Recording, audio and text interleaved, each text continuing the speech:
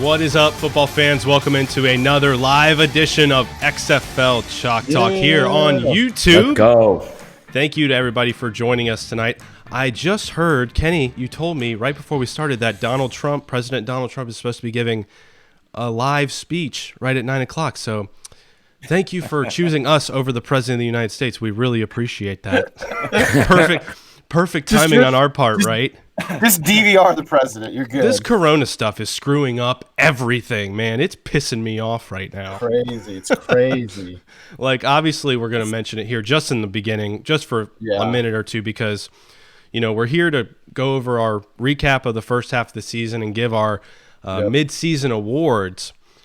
But, man, guys, this coronavirus is just, it's a snowball effect. And we're going to do a video that we're going to record after this live show, and we're going to release it either later tonight, probably sometime tomorrow, going more in detail about the virus and how it's affecting the sports world and specifically the XFL, the impact that it has on the league. But it kind of dropped today with Seattle announcing that there's going to be no fans in attendance, which we were all, I think, very worried about. And it's just kind of from there, it's a snowball effect. And I think after one team or one league does something, everyone's responding. And the biggest news, at least so far at the time of this show, is the NCAA March Madness tournament is going to have that's going to be so weird. Fanless. It's going to be just weird to watch, right? Like, you know, guy's going to hit a game-winning buzzer shot, and there's going to be no noise in the crowd, and big upset, and there's going to be no one. It's going to be weird to watch this year for sure. You know what's going to be really annoying about watching it? Have you ever watched like a West Coast Conference game on like a weeknight and there's like 10 people in the crowd and all you hear are the sneakers squeaking? Like, that's what it's going to be like. Dude, I'm going to have to mute the TV when I'm watching it. There's no way I'm going to listen to it's going to be so awkward, and it'll be interesting. And this isn't just for college, but for all of these leagues and players, just like how they're going to adjust, because it's just going to be so awkward. Like, you know, it's going to be dead silent. They're not used to that, you know? There's no more home field advantage. I mean, you can't feed off the crowd's energy anymore. You're kind of just playing straight up at that point. So we'll see.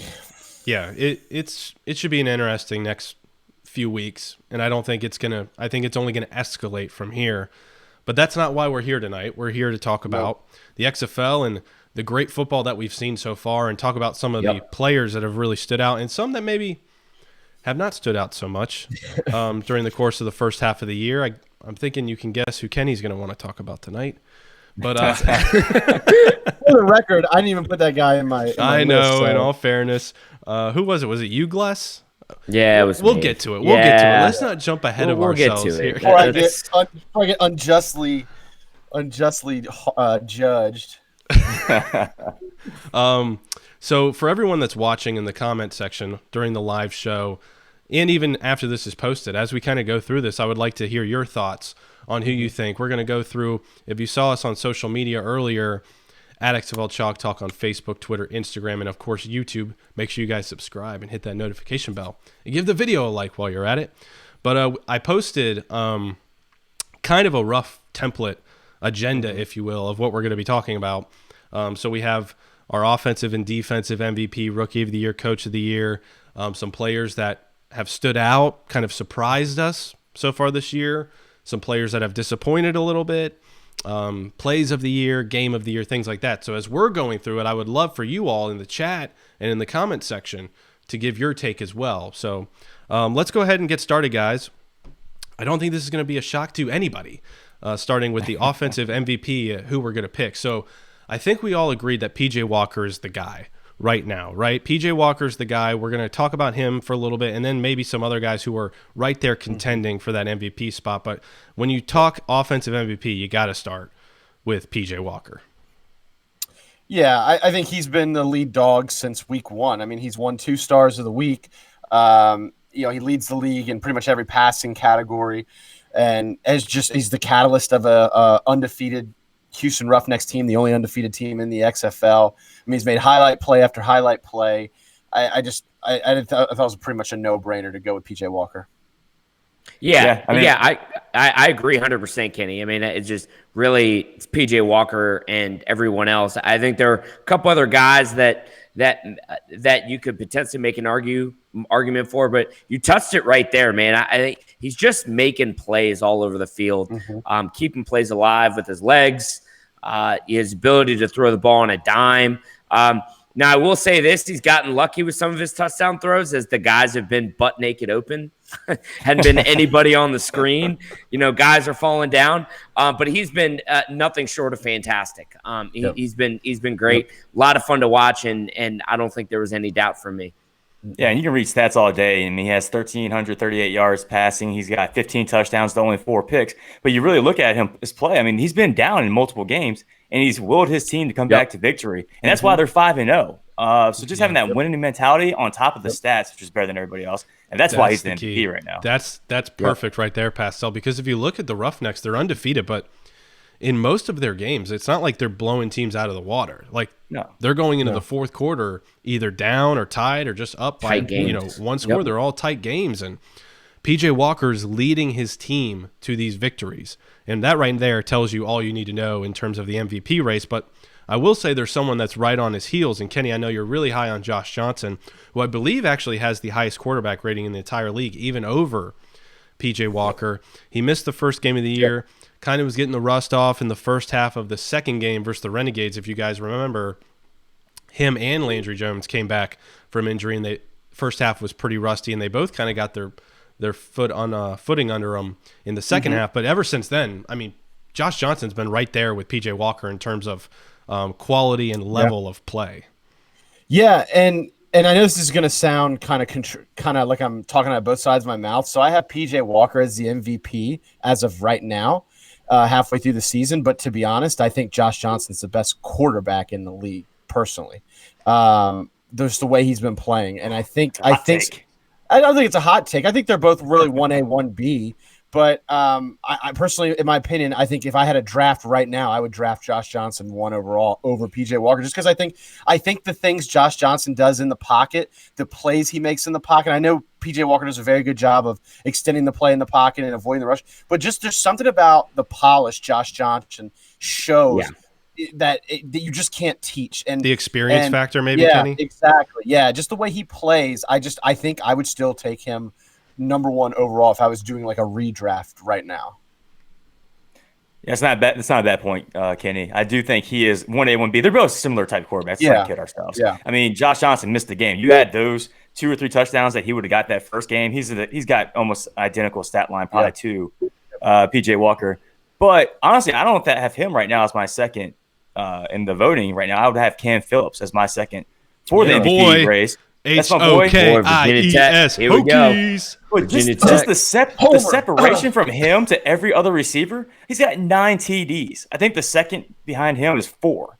And then this 4 or 3. I mean, he's just blowing people out. He's got 9 touchdowns, close to 500 yards. He's got 31 receptions. I mean, he single-handedly has more touchdowns than pretty much every other quarterback in this league. I mean, I think that's really the second in MVP voting right now.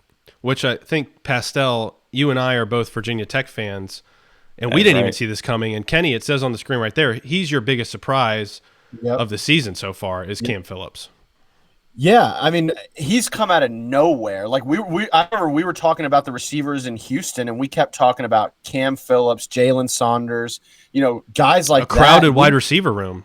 Yeah, and we never once really – I mean, we talked about Cam because you guys were familiar with him and you guys are Virginia Tech fans, but it was never in, like, the sense of this guy's going to be the lead. Yeah, this guy's going to be elite. Yeah. This guy's going to be the number 1 guy. I got to be honest, I never saw it coming. And I mean, it's a good surprise, though. It's great to have, guys come out and hit hidden gems, as you'd want to call them. Yeah.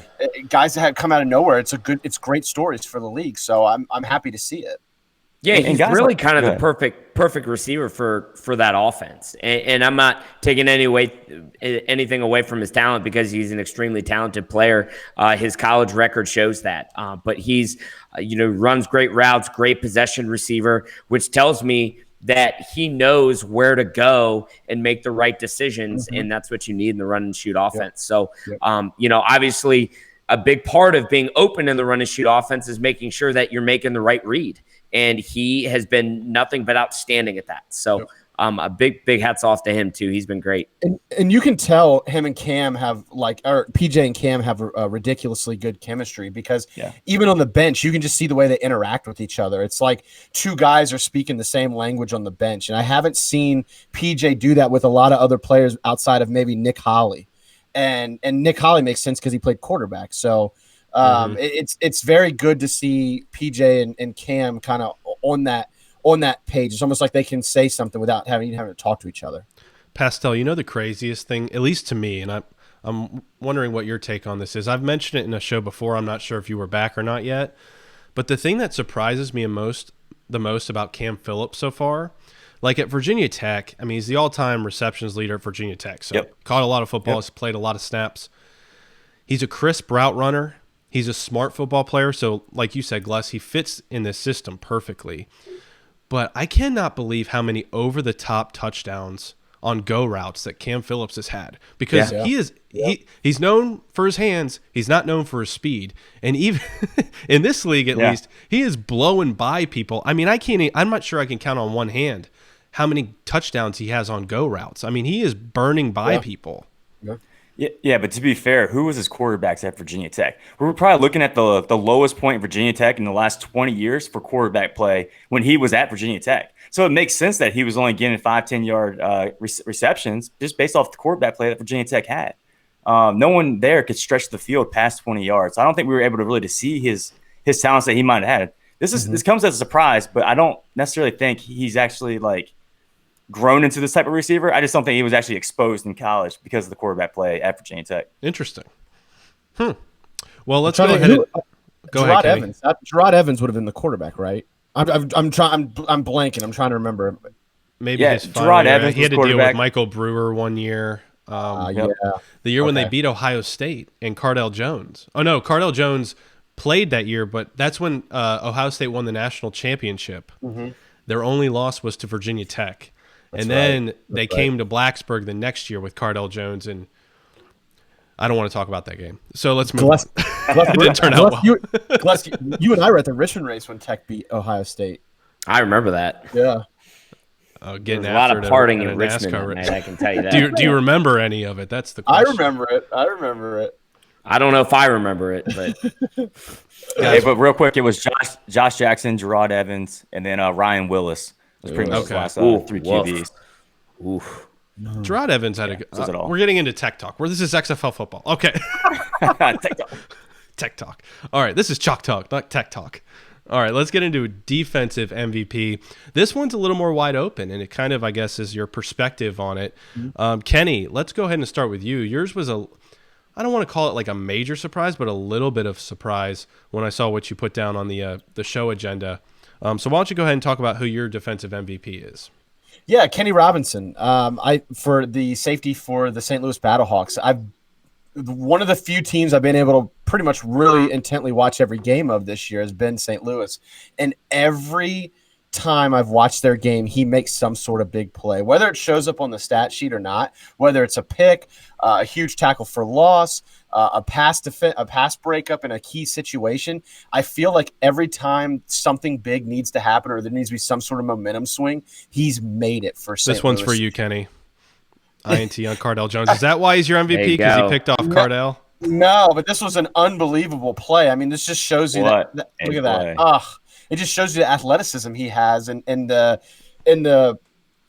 potential he has. And he's probably going to be the poster child of going to the XFL to raise your draft stock and really propel yourself into the NFL. But I think I had him as my MVP because St. Louis has the best passing defense in the league according to Pro Football Focus, and he's the face of it. He's the anchor, and I think he's a big reason behind their success as a franchise so far and what they've done defensively and what they've able to do as a defensive unit.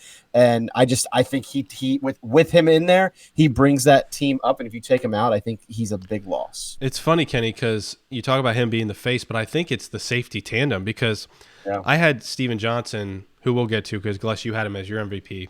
I had in contention Will Hill, the safety, who unlike Kenny Robinson, it's kind of like a perfect combination, isn't it? You have a rookie and then a veteran like Will Hill, who's been around the block for a minute. I mean, he played in the NFL, spent some time, and he played a lot of snaps with the Baltimore Ravens. And, he has 2 interceptions on the year. He had that one game-sealing interception, which I think you're going to see coming up here versus the Dallas Renegades to seal that Week 1 victory. So I think it really is. Also, that one right there was the one sealer right here against the Dragons. Yep. But the one before he sealed as well. Yeah. So this one right here versus the Renegades. Yeah, it was against Philip Nelson, but still, it's a game-sealing interception. But I think you could. I think right now you could pick either one of those, and you would have a good argument for defensive MVP. I agree. And one of the reasons Kenny Robinson stood out to me is I just feel like when you watch him play, he's one of, a handful of guys you could probably count on one hand that just looks that much better than everybody else out in the field. Like it just it looks faster. He looks quicker. He looks bigger. Like everything about him, he just looks so much more complete as a player. Yeah, Ken, I completely agree. And that's what I was going to say about him was the fact that he's kind of like an Ed Reed or a Troy Polamalu in the sense of like he just is always around the ball when he needs to be. He might not blow you away in the stat line, but it's like if that play needs to be made or if there's the ball's in the air, I expect to see Kenny Robinson there. He's just that kind of athlete. Yep. So, Pastel, why don't we go ahead and talk about your defensive MVP? And we're going from the secondary to the defensive line here.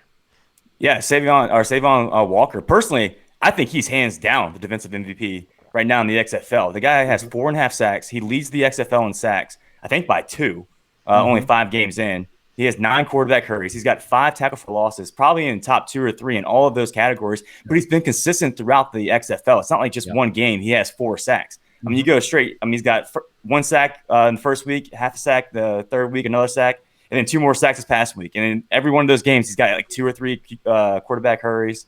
And a few tackle for losses. He just is a disruptive force on that defensive line, which has slowly turned into, in my opinion, probably the best defensive unit.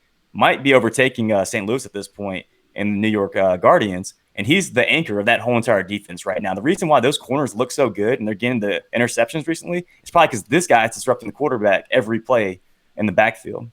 It's funny that you say hands down because I think Glessner would disagree with you, sir.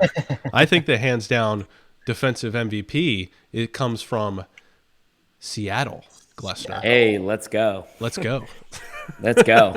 In mine was Steven Johnson. I did like Pastel's a lot as well. Well, you can't. He's leading the league in sacks, so.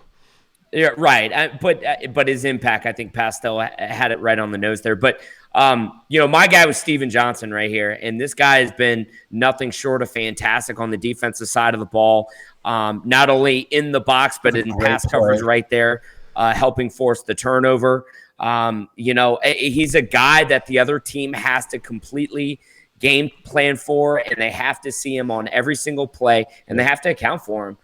And is a guy with significant NFL experience. He's been on a couple different teams, 53-man rosters, and kind of an older veteran guy. But one thing that was interesting, guys, is when we sat with Pep Hamilton in Week 1 after their win against Seattle, one of the things that he highlighted, he's like, man, playing against those Seattle linebackers, that's really tough. And that's why we couldn't get the run game going because of how good they are. And he was specifically talking about Steven Johnson because Steven Johnson led the team in tackles that game. And he's led the team in tackles the entire season, and he leads the XFL with tackles with 48. He's a guy that, again, like I said, anytime you scheme up against Seattle's defense, you have to find out where number 59 is because he's just been all over the field, sideline to sideline, in the run game, in the pass game. He doesn't have the numbers that Savon Walker has, but his presence is felt on every play, and you can certainly see that just watching the games. That's steady. I just have a hard time. Yeah, and I just have a hard time giving it to a guy that the team is 1-4. I mean, I know that it's kind of not his fault, but when you're always on the field like their defense is, you tend to rack up on tackles. So, like, I'm not saying it's necessarily inflated. He gets a lot of opportunities, Pastel. But he gets a lot of opportunities to make tackles.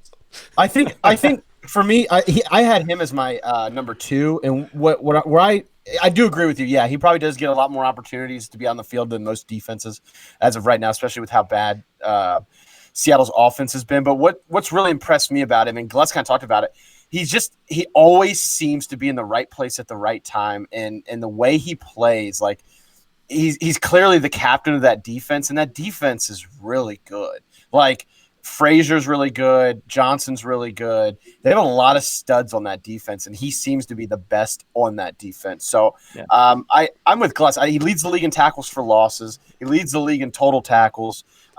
He's a major disruptor. So I had him as my runner-up defensive MVP.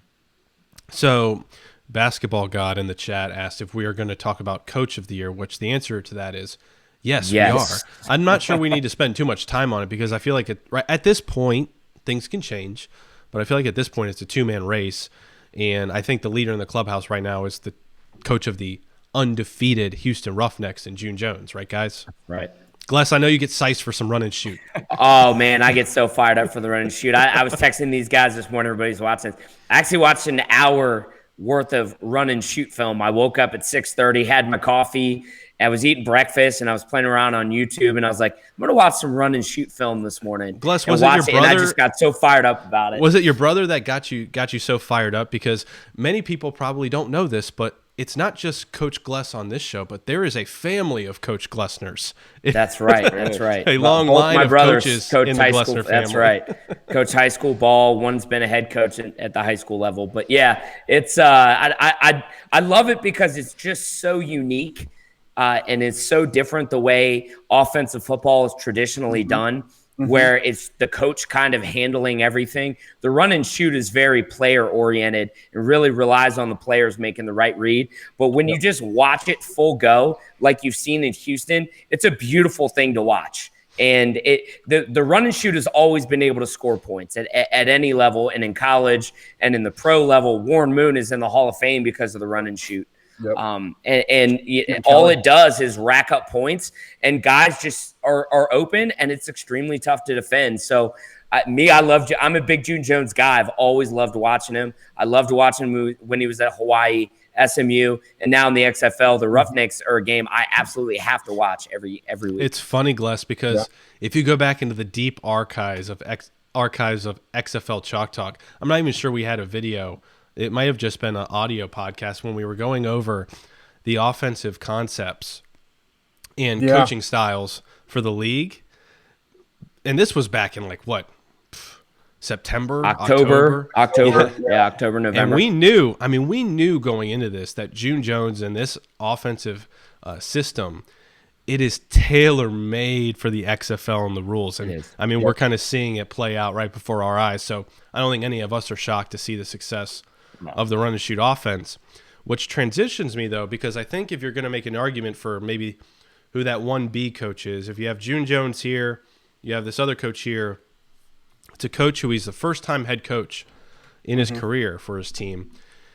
Honestly, not a lot of expectations for him going in. I think when St. Louis held their press conference and Jonathan Hayes was announced as the head coach and general manager, it didn't really get a lot of fans fired up. There were a lot of names out there, Isaac Bruce, big time Mike Martz, big time St. Louis names, but Jonathan Hayes has proven to be an extremely effective coach. And you can just tell when the Battlehawks play, Kenny, that team respects Jonathan Hayes. They play hard for Jonathan Hayes, and he has a good grasp and control of his football team in all phases of the game. You took the words right out of my mouth. I was going to say the one thing that's impressed me the most about St. Louis this year and about Jonathan Hayes is, they won their first game of the year and the team presented him the game ball. They shower him in the locker room with the Bud Light seltzers. They hug on him. You can always tell if a player respects a coach or not when you see them getting chewed out on the sideline and how they react to getting chewed out by said coach. And I've seen a couple times now where, I saw Kenny Robinson after a personal foul penalty get chewed out by Hayes. I saw Demirne Porson-El get chewed out by not running the ball instead of throwing it or throwing it instead of running the ball in the end zone on a conversion. And you could just tell by the way they responded to him. They were like, yes, sir. Yes, sir. Like it was very respectful. So he definitely has the players on his side. And like you said, there was no expectations. The biggest thing anybody knew about Jonathan Hayes going into the season was his son Jackson was a lottery pick in the NBA for the Pelicans. but he's clear this guy's definitely got a knack for coaching, and he's making a pretty big name for himself. Unfortunately, they kind of laid an egg last week in DC, or else they'd probably have the East, pretty well in hand. But yeah. I think for what he's done with a rookie quarterback, with a roster that didn't have a lot of expectations, and what he's done so far in the first half, for me, I'd vote for him. Will he probably win? No. I'm a Houston fan, and so June Jones is probably going to win as of right now. But I think if they keep, if they finish, 8-2, 7-3, I think it's crazy not to give Jonathan Hayes the Coach of the Year at least a long look. Yeah, and you say lay an egg. I really don't think they laid an egg last game. They weren't in a rhythm. They didn't really play up to the level that they've been playing. But I would say that this is the one team that has showed up every single week. Seriously, if they converted Pastel, if they've converted those 4th and 1s, it could have been a totally different ball game. Yeah. They probably win the game. And now we're talking about a team like you just said, Kenny, that's probably got the East in hand halfway through the year. Instead, now it's like a 3-way tie for the first place with everyone being stuck at 3-2. But the testament to good coaching is consistency. And does your team show up every week? And you can say that about 2 teams so far. But I think there's a talent gap really in those 2 teams. You can argue PJ Walker's on a different level than Te'amu at this point, which is probably why they're 5-0. The fact that he's got this team 3-2 right now and consistently showing up every week shows promise and a testament to his coaching ability and for the rest of the season. Mm-hmm. Yeah. So let's go ahead and stick with St. Louis, and we're talking Rookie of the Year now. And there's 2 guys, one who we've already kind of actually. It's funny, they're both on St. Louis. How about that? So let's go ahead and start with the quarterback, Pastel, who you mentioned, Jordan Ta'amu. Look, when we did our preseason quarterback rankings back in, what was it, guys, September, yeah. We had Ta'amu as our number 2 quarterback, which a lot of people, I think, looked at and it kind of rose their eyebrows. Like, oh, really? Jordan Ta'amu? Who's this guy? He only played for a year and a half at Ole Miss, so he didn't have a lot of playing experience. But I'm not even sure that we expected what has happened to happen with Jordan Ta'amu. I mean, he does not look like a rookie at all. I mean, he is consistently, percentage-wise, between 65 and 75% passing every week. He clearly has command of this offense. We were all freaking out when Doug Meacham, the offensive coordinator, left right at the beginning of training camp, being like, oh, man, what does this mean for Ta'amu's development and how's he going to handle switching, between coordinators? But Chuck Long comes in, and man, it just seems like everything is clicking for Ta'amu. And he had, versus versus Houston, they were right there neck and neck. He had a couple bad turnovers. Rookies are going to make those kind of turnovers. And then last week, like we mentioned, they're a couple 4th and 1s away from coming out of DC, which is proven to be a tough place to play, coming out with a win. Yeah. So Jordan Ta'amu is always tearing this league up right now.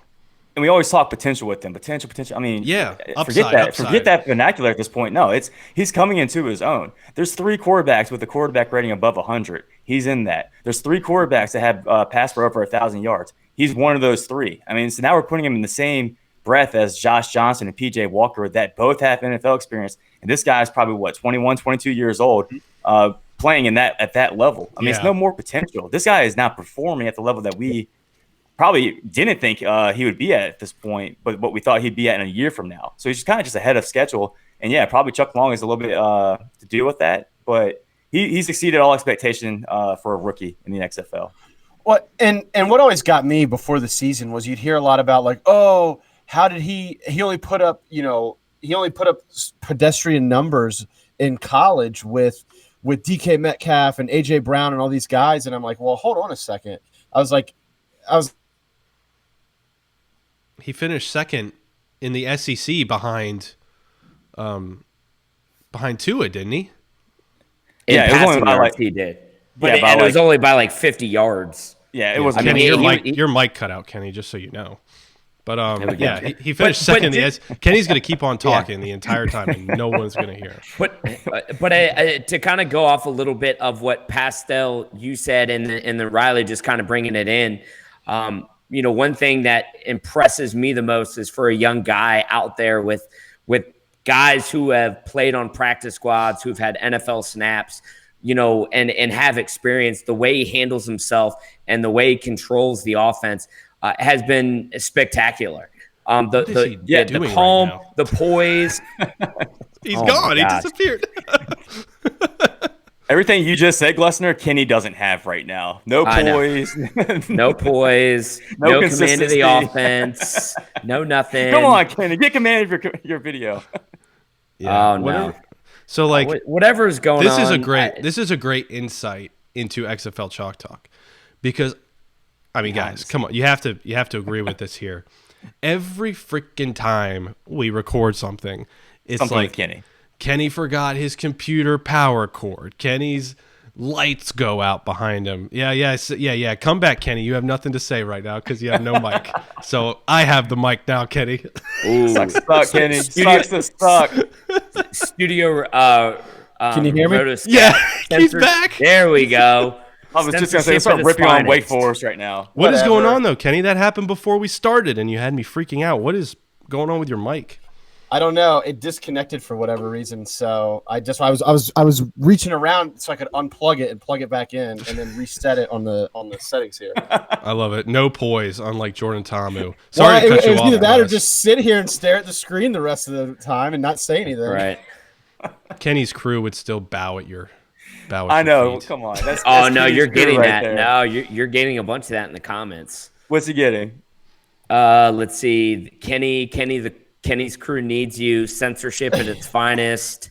Kenny, Riley roasting Kenny. Here's a good one. Kenny breaking down in the pocket. I was just gonna read that one. Somebody said that. I like that one. No poise. No. He's acting like hard up right now. I don't know, man. I feel like that was pretty good poise, man. I got it to work in like under a minute. I figured it out. I think you just flipped a switch. I don't think it had anything to do with whatever you were doing, like going off camera. But regardless, let's get back on track. Live shows, man. Anyway, so can I finish my point real quick? Yeah, if you remember what you were saying. I kind of. Just the overall command. I'm extremely impressed at how a 21, 22-year-old rookie has been able to come in and be as efficient as he's been, and then been able to make a lot of the throws down the field that he's made have been big league throws. And then, of course, him being as dynamic as he is in the run game, just kind of the whole package. And really took me by surprise. I knew it was possible. When you put him up against some of the other veterans that are on the other teams, I just didn't know that he'd perform this well. But been very impressed with Tamu so far. So, guys, let's go ahead and transition to things that are our biggest surprises this year. Kenny, why don't we go ahead and start with you if your mic decides to work? What is your biggest surprise so far this season? Yeah, well, we hit on it a little earlier. I said Cam Phillips was my biggest surprise. I think, like we talked about, and I don't want to keep beating a dead horse, but nobody we talked about in Houston's offense was nobody really talked about to be a major impact player was at all Cam Phillips. We talked about Sammy Coates. We talked about Nick Holly. We talked about Jalen Saunders. We talked about Khalil Lewis. We talked about D'Angelo Henderson. Yeah. Cam Phillips has just been tearing it up, but there's another wide receiver out there. Who was it? Was it you, Glessner, that had Trey McBride, who I think when we all looked at the trade between Rashad Ross and Trey McBride, we all just assumed, I guess, that the DC Defenders won that trade, but that has not been the case so far.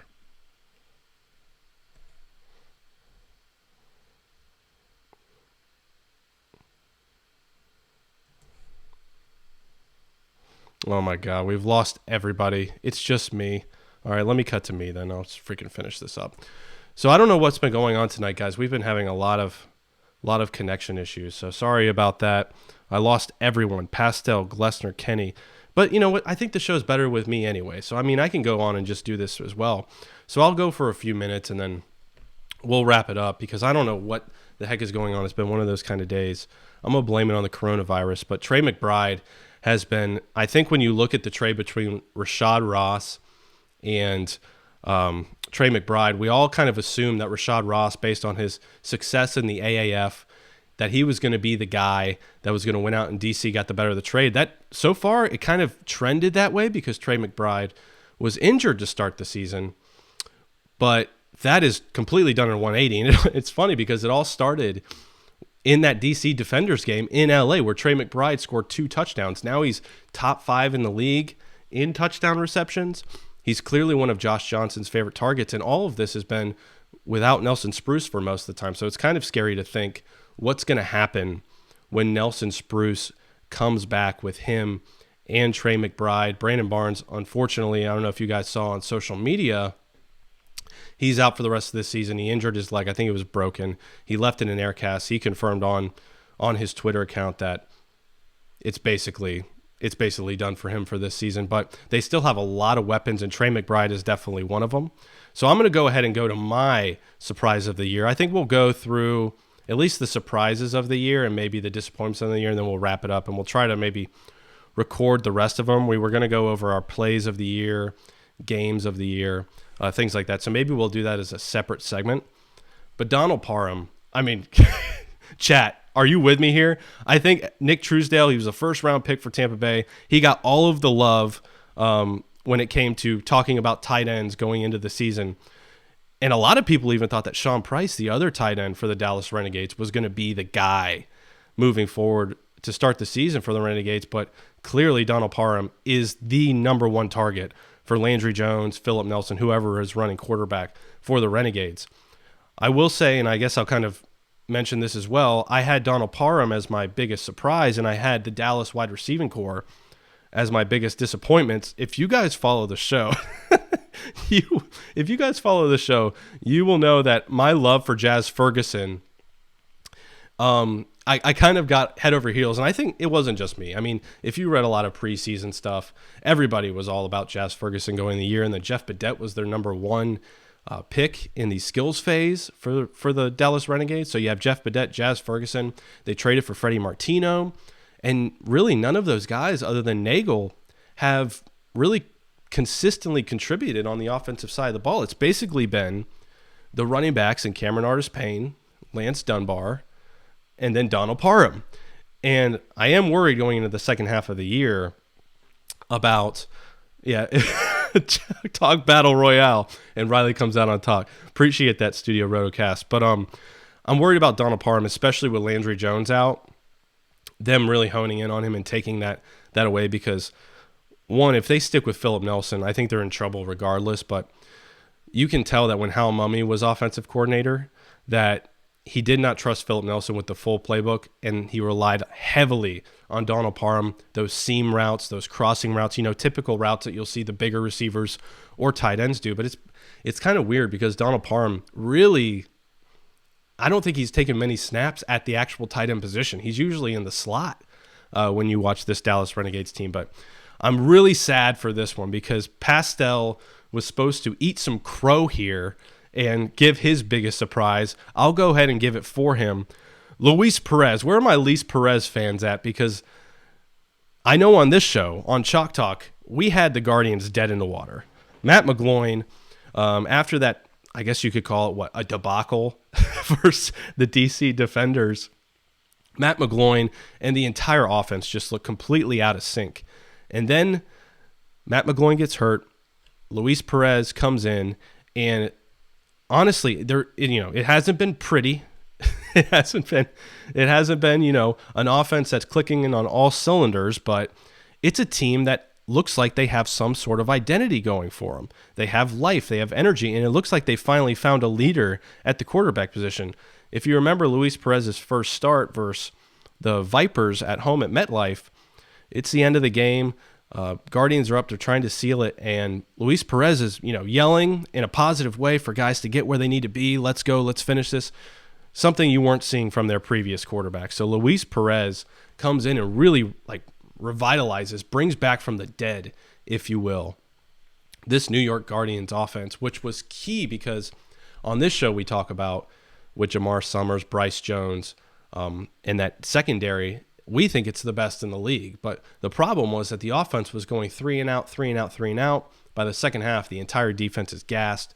So you were seeing these big leads, these big losses versus St. Louis, versus DC. So it looked like New York was dead in the water, but Luis Perez comes in and finally gives that offense a little bit of consistency. Now there's a lot to improve on, and I think as long as they're able to protect him, and it's kind of funny because on this show, we talk a lot about Luis Perez and his lack of mobility.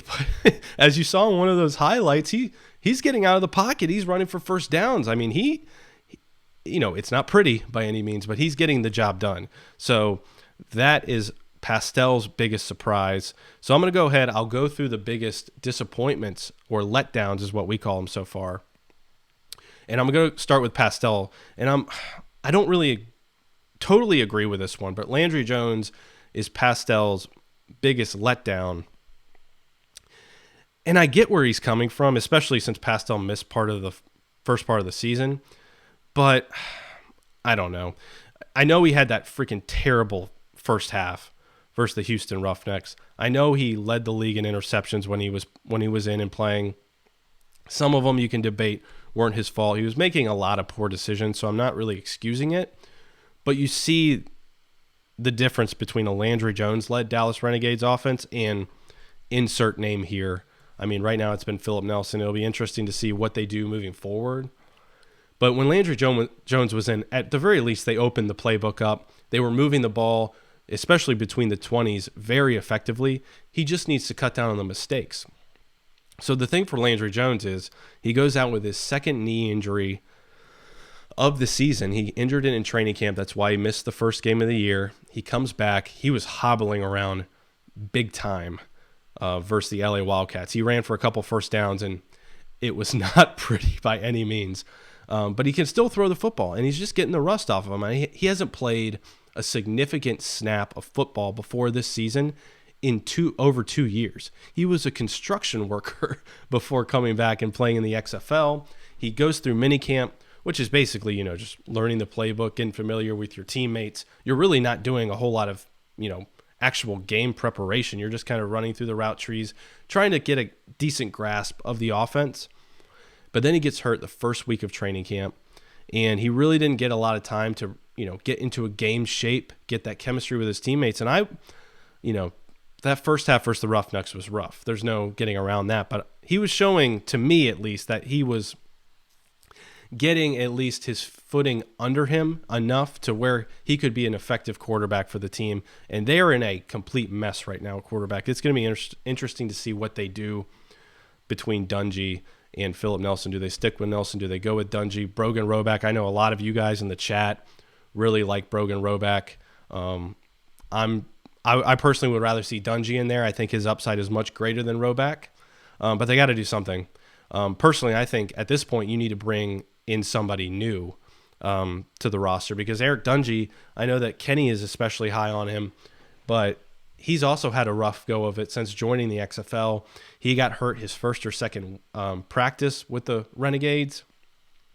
He's been with the team and with the team, back, away from the team, back and forth a couple of times from some family issues. So he just hasn't had a chance to get his footing under him. So let's go ahead and move to our second biggest letdown. This is actually not Kenny's. This may shock you guys out there, Kenny's crew.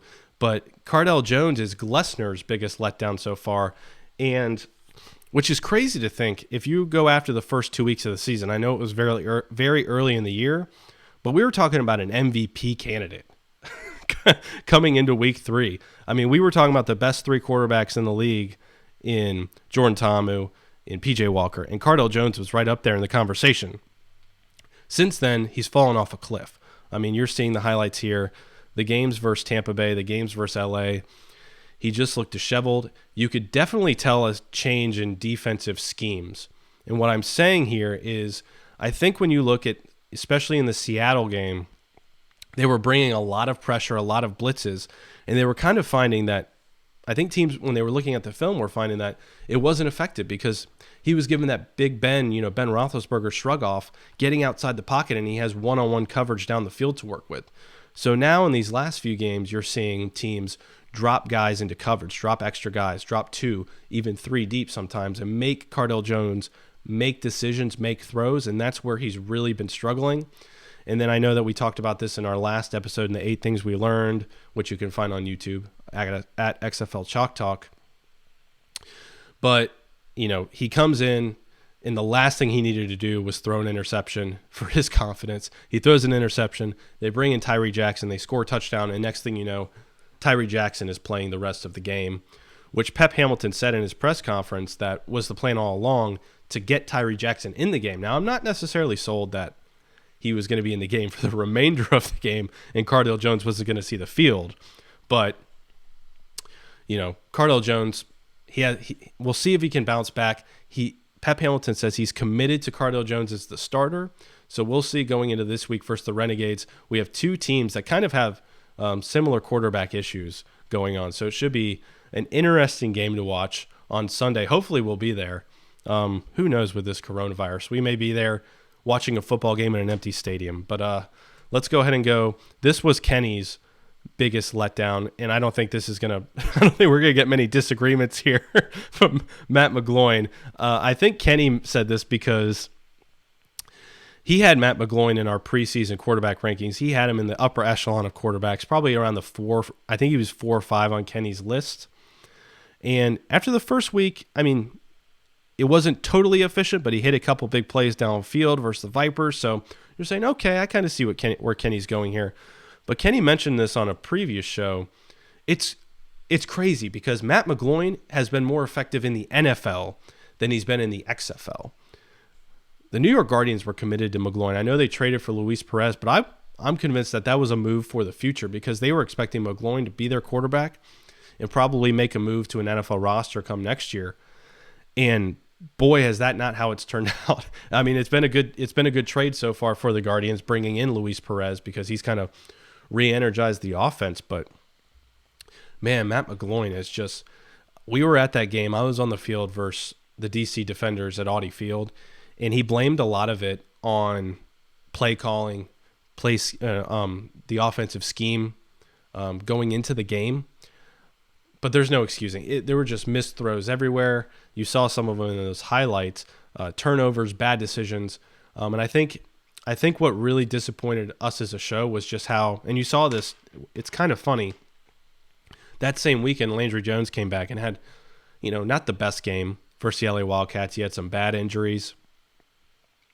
But it was so different, so polar opposite when you looked at how the quarterbacks handled the interviews, the in-game interviews. So you look at Matt McGloin in DC, he is literally not wasting any time to throw his teammates, his coaches, basically anybody but himself under the bus, blaming play calling, blaming guys not being where they're supposed to be. And, that may be the case. I'm not totally disagreeing with him there, but you have to know, especially in this league, that there's going to be a mic in your face at all times. And it wasn't like, you saw a couple weeks ago with Cardale Jones, he was kind of getting after one of his receivers to a coach, but that was in the heat of the game. That was in the heat of the moment. He was turning to a coach and saying that. He wasn't saying that into a microphone to a reporter. This is different. Like Matt McGloin was, halftime interview. That's something you see in every pro sport. And he just wasted no time throwing his team under the bus. Where you go out to LA and Landry Jones versus the Wildcats, he would come off the field and be like, I'm just playing awful today. This is on me, guys. This is on me. It was, taking the blame. That's what a leader should be like, especially at your quarterback position. So Matt McGloin comes in at his biggest disappointment. So, sorry, guys. I don't know what happened with the technical difficulties. We just lost everybody at once. We're going to try to regroup.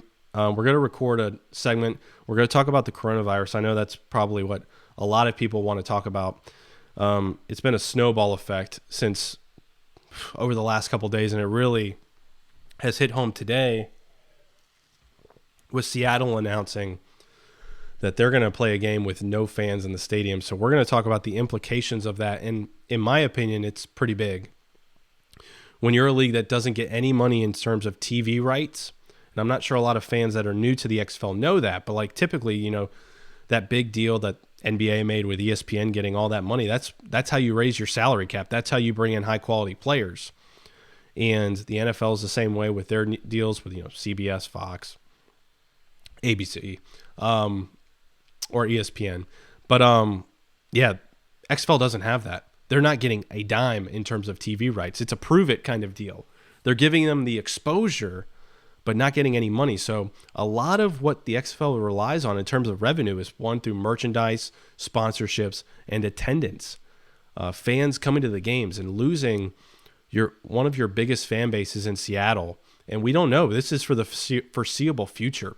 So it's concerning. There are definitely some major factors to look into, implications for the league itself.